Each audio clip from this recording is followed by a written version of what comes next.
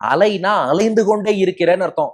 அலை திரைனா அலைந்து கொண்டே இருக்கக்கூடிய கடல் அலை. ஏன்னா அது கரை நோக்கி வரும், திரும்ப கடல் நோக்கி போகும். அந்த அலை திரை, அந்த அலைகின்ற அலை இருக்கே, அந்த அலை என்கிற கை எடுத்து கைய மேலே தூக்கி ஆடுவது போல நிறைய நாட்டிய பயிற்சி, பரதநாட்டியம் இதெல்லாம் ஆடுறா இல்லையா, அவர்கள் எப்படி கையை மேலே தூக்கி ஆடுவார்களோ, கை எடுத்து அந்த அலையை அப்படியே பெருசா பொங்கி வரும்படி செஞ்சு கொடுத்தான் கடல். ஏன்னா இந்த ஆழிப்பேரலை சுனாமியில எல்லாம் பார்த்தேன்னா அந்த கடல் அலையின் உயரம்ங்கிறது உயரும் அல்லவா, அது போல கை எடுத்து அதை அப்படியே மேலே தூக்கி ஆடின கடல்கள்லாம் அப்படியே கோஷம் போட்டு அந்த அலை வேகமாக வந்து கரையில் மோதுவது இது ஒரு மங்கள ஒலியாக இருக்கிறது. இதுவும் நம்மாழ்வாருக்கு ஒரு ட்ரெய்லரா.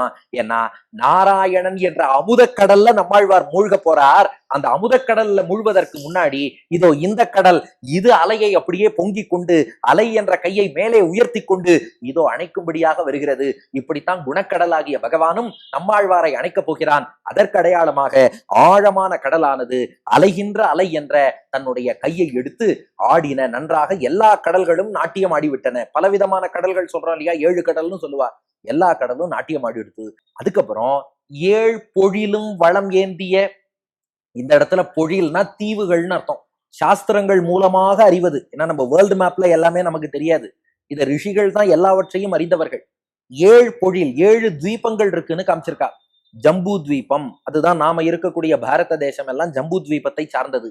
இது இல்லாம லக்ஷத்வீபம், ஷால்மலி தீபம், குஷத்வீபம், கிரௌஞ்ச தீபம், ஷாக தீபம், புஷ்கர தீபம் என்ற 7 விதமான தீவுகள் இருக்கின்றன என்பது நம்முடைய ரிஷிகள் காட்டினது. 7 பொழிலும்னா அந்த 7 தீவுகளும்னு அர்த்தம்.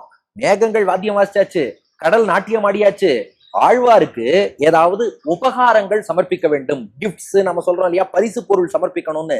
அதுக்கு 7 பொழிலும் 7 பொழில்கள் 7 தீபங்களும் என்ன பண்ணித்தான், அந்தந்த தேவன் அந்தந்த தீபங்களுக்கு இன்சார்ஜ் தேவர்கள்னு இருப்பா இல்லையா, அவர்கள்லாம் வளம் ஏந்திய, வளம் என்றால் பரிசு பொருள், உபகாரம்னு சொல்லுவா. இப்ப நம்ம கோவிலுக்கு போறோம்னா பெருமாளுக்காக ஒரு புஷ்பம் அல்லது முந்திரி பருப்பு, திராட்சை போன்ற ட்ரை ஃப்ரூட்ஸ் அல்லது ஆப்பிள் போன்ற பழங்கள் ஏதோ ஒண்ணு நம்ம சமர்ப்பிக்கணும்னு வாங்கிட்டு போறோம் இல்லையா, ஊதுபத்தி வாங்கிட்டு போறோம், நெய் வாங்கிட்டு போறோம், இதுக்கெல்லாம் உபகாரம் என்று பெயர். இந்த உபகாரத்தை தான் வளம் என்று இங்கே ஆழ்வார் குறிப்பிடுகிறார். 7 பொழிலும் வளம், அந்த 7 தீபங்களும் சேர்ந்து நம்மாழ்வாருக்கு சமர்ப்பிப்பதற்காக அது போன்ற உபகாரங்களை எல்லாம் ஏந்திய.